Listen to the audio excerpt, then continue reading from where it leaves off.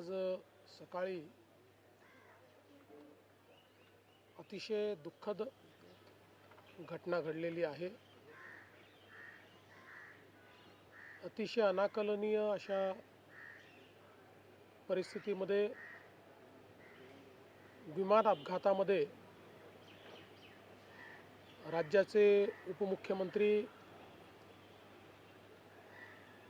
अजितदादा पवार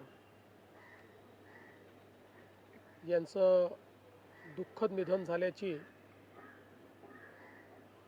वार्ता सर्वांना मिळाली आणि संपूर्ण महाराष्ट्रामध्ये शोककळा पसरली। खरं म्हणजे श्री अजितदादा पवार महाराष्ट्रातले एक लोकनेते होते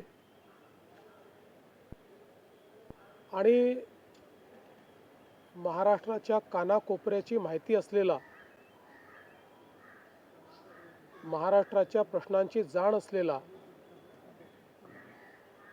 अशा प्रकारचा हा नेता होता की ज्यांच्याबद्दल जनसामान्यांमध्ये प्रचंड मोठी आस्था होती।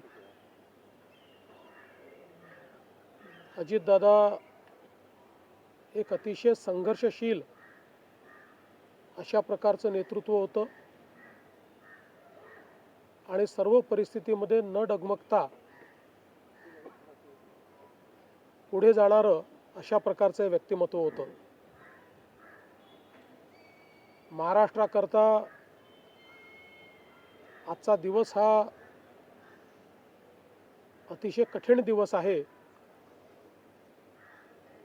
कारण अशा प्रकारचं नेतृत्व तयार व्हायला अनेक वर्ष लागतात आणि ज्यावेळी महाराष्ट्राच्या विकासामध्ये अतिशय महत्त्वपूर्ण योगदान ते देत होते, अशा काळामध्ये त्यांचं निघून जाणं हे अविश्वसनीय आहे, मनाला चटका लावणारा आहे। माझ्याकरता तर वैयक्तिक एक दमदार आणि दिलदार अशा प्रकारचा मित्र या ठिकाणी सोडून गेलेला आहे। त्यांच्या कुटुंबावर देखील हा प्रचंड मोठा आघात आहे। मी आणि एकनाथराव शिंदे साहेब आम्ही लवकरच बारामतीकडे निघणार आहोत। सकाळपासून मी सगळ्यांच्या संपर्कात आहे। माननीय प्रधानमंत्री महोदय, माननीय गृहमंत्री महोदय सर्वांशी चर्चा करून त्यांनाही घडलेल्या परिस्थितीची सगळी कल्पना मी दिली आहे। त्यांनीही याबद्दल प्रचंड दुःख हे व्यक्त केलेलं आहे।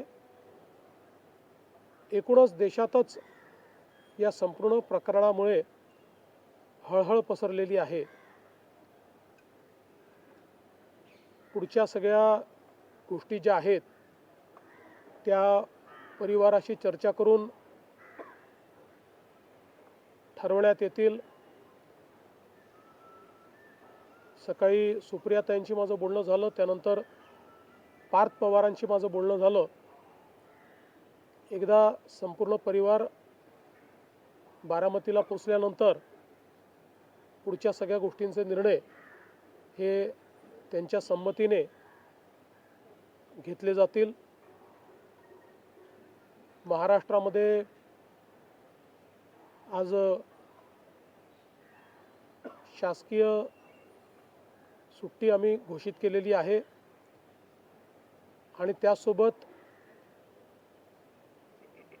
3 दिवसाचा दुखवटा देखील जाहीर करण्यात आलेला आहे। पुढच्या सगळ्या बाबींची कल्पना ही आपल्याला लवकरच देण्यात येईल। पण मला असं वाटतं की कधीही भरून न निघणारं अशा प्रकारचे नुकसान आहे. महाराष्ट्रातनं असे लोकनेते गेल्यानंतर जी पोकळी तयार होते ती भरून काढणं हे अतिशय कठीण आहे. आणि निश्चितच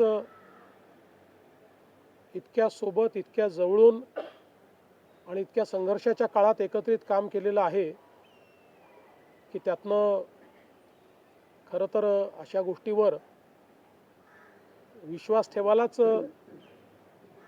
मन तयार होत नाही. तर पुढच्या ज्या काही गोष्टी जशा ठरतील तसं आपल्याला कळवण्यात येईल.